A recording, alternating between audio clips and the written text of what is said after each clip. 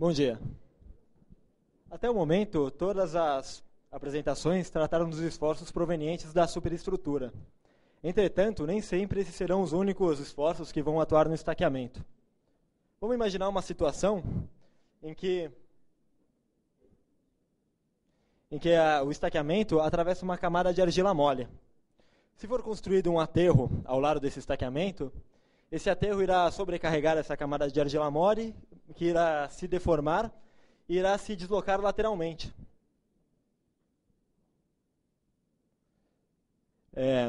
O estaqueamento vai tender a se opor a esse deslocamento lateral do solo e irão surgir esforços de flexão nas estacas e a estrutura vai apresentar uma tendência a se deslocar lateralmente. Esses esforços eles são muito comuns em silos, onde o carregamento do material estocado tende a provocar uma carga assimétrica em relação ao estaqueamento e também em encontro de pontes, onde o aterro de acesso à ponte também vai provocar um carregamento assimétrico em relação ao estaqueamento. Esse fenômeno é conhecido como o efeito Chebotaryov, que pode ser definido como os esforços horizontais no estaqueamento devido à ação de sobrecarga assimétrica, e esse é um exemplo de carregamento de ordem geotécnica, bem como o atrito negativo. Eu sou o engenheiro Oswaldo Vitale. Agora, qual é a importância desses esforços nos projetos de fundações? Como que eles podem influenciar o desempenho da fundação? A norma NBR 6122, ela contempla o assunto. E ela diz que toda vez que o estaqueamento atravessar uma camada de argila mole e estiver sujeito a um carregamento assimétrico, esse efeito deve ser considerado no projeto de fundações. Agora, e se não for considerado, que consequências isso pode trazer? Esse é o caso do edifício Anêmona, litoral norte de São Paulo, em Ubatuba. E esse foi um edifício que foi construído em alvenaria estrutural, com a fundação em estacas pré-moldadas de concreto. E ele foi contemplado num assunto, ele foi assunto de uma dissertação de mestrado, daqui do Departamento de Estruturas, aqui da Escola de Engenharia de São Carlos. E observando essa foto, a gente se pergunta por que apenas um dos blocos rompeu e o outro permaneceu praticamente intacto. Esses edifícios eles foram construídos sobre um aterro de altura de 2 metros, para evitar problemas de inundações, que eram muito comuns desse local. A gente observa que na extremidade do aterro, a camada de argila mole é mais espessa. Então, as estacas que estão nessa região, elas estão sujeitas a esforços horizontais mais significativos. O autor da dissertação, ele calculou os momentos fletores que estariam atuando nesse estaqueamento, e ele constatou que a armação necessária para resistir a esses momentos era muito superior à armação que realmente existia nas estacas. Dessa forma, essas estacas teriam rompido por flexão e teria sido motivo do desabamento. Um fato que corrobora, que reforça essa conclusão, é que pouco antes do desabamento, os condôminos haviam observado e compensado um afundamento de 30 centímetros no aterro, o que agravou o problema. Agora, como que nós devemos considerar esses esforços nos projetos de fundações? Para responder essa pergunta, em 1966, o Departamento de Transporte de Nova Jersey contratou a firma onde trabalhava o professor Gregory Chebotaryov para fazer um estudo, uma pesquisa sobre o comportamento de fundações de encontros de pontes. E essa pesquisa consistiu basicamente no acompanhamento da construção de um aterro, de um encontro de ponte, com instrumentação nas estacas. Esse é o encontro de ponte já construído, e esse é o perfil geológico do local, onde a gente observa que existe uma camada de argila mole de 13,5 metros de espessura.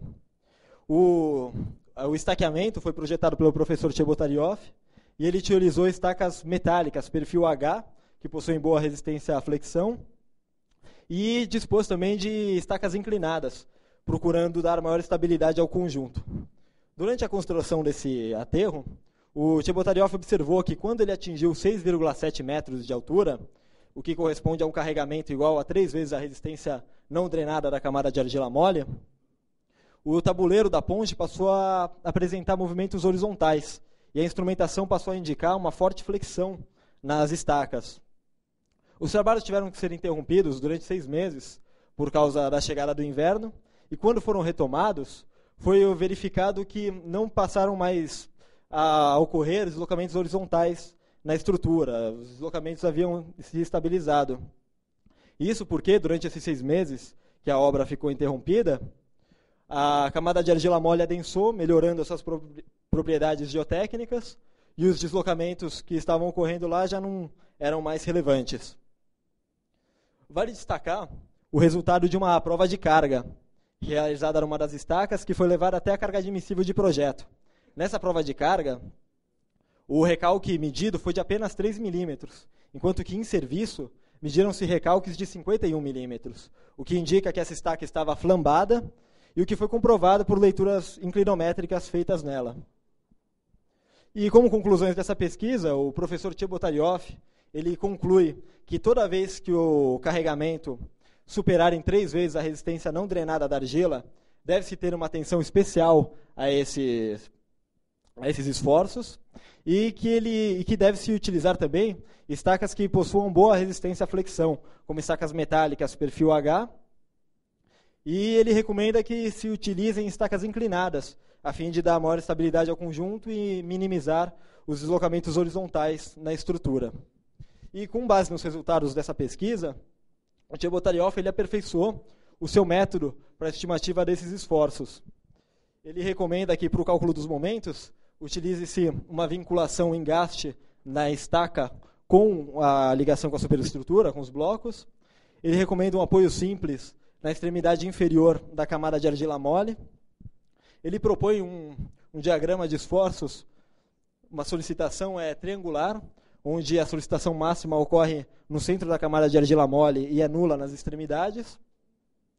E, para o cálculo desses esforços, ele utiliza o coeficiente de empuxo passivo do solo, a largura da estaca e o acréscimo de tensão total no solo. Esse é um método que é muito simples de ser aplicado, é muito fácil. Entretanto, ele apresenta algumas limitações e, em projetos geotécnicos, o ideal é se fazer simulações numéricas. A partir de cálculo numérico, calculam-se os deslocamentos horizontais do solo na região das estacas, e com esses deslocamentos é feito o cálculo dos esforços que estarão atuando no estaqueamento. Agora, mais importante do que saber como calcular esses esforços, o que é muito difícil, é conhecer algumas medidas para evitar que ele ocorra, ou minimizar a intensidade deles.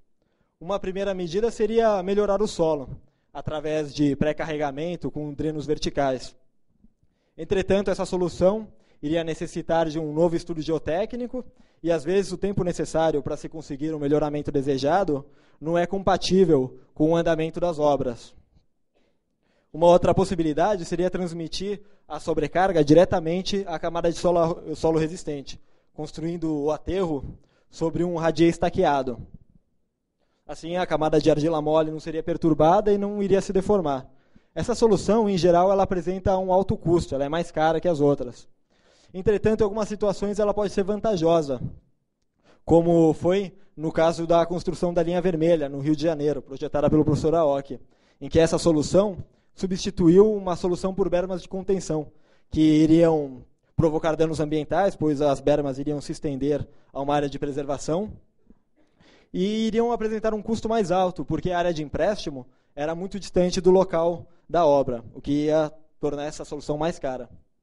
Uma outra possibilidade ainda seria diminuir a sobrecarga, construindo aterro com materiais mais leves, como escória de alto forno ou argila expandida, ou utilizando isopor de alta densidade, que foi utilizado em alguns aterros do Rodoanel. Uma proposta do professor Aoki é criar vazios no aterro, através da construção de bueiros. Essa foi uma solução complementar por os problemas que estavam acontecendo nas pontes da BR-101, no Rio Grande do Norte, que vinham apresentando desaprumos muito significativos dos pilares e foram medidos deslocamentos de até 20 centímetros. Obrigada. deslocamentos de até 5 centímetros no tabuleiro das pontes. A solução efetiva, principal para esse problema, foi o reforço da fundação com estacas metálicas, perfil H duplo, que possuem boa resistência à flexão. Por fim, finalizando a apresentação, primeiramente eu falei sobre o fenômeno, o efeito Chebotaryov, que pode ser definido como esforços horizontais no estaqueamento devido à ação de sobrecarga assimétrica no terreno.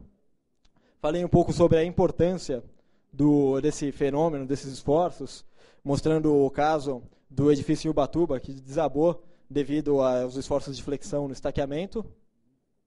Expliquei também o estudo feito pelo professor Chebotaryov,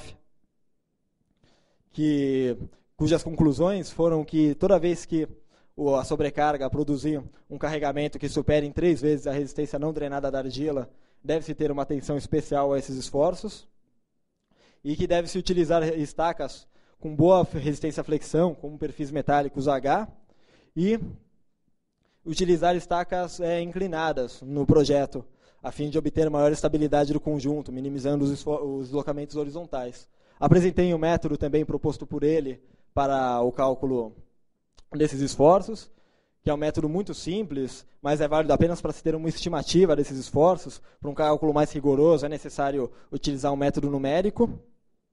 E, por fim, apresentei algumas medidas de prevenção desses esforços, que consistem, resumidamente, em melhorar as condições geotécnicas do solo, construir o aterro ou a sobrecarga sobre um radier estaqueado e diminuir a sobrecarga, através de construindo vazios no bueiro ou utilizando material mais leve. Muito obrigado.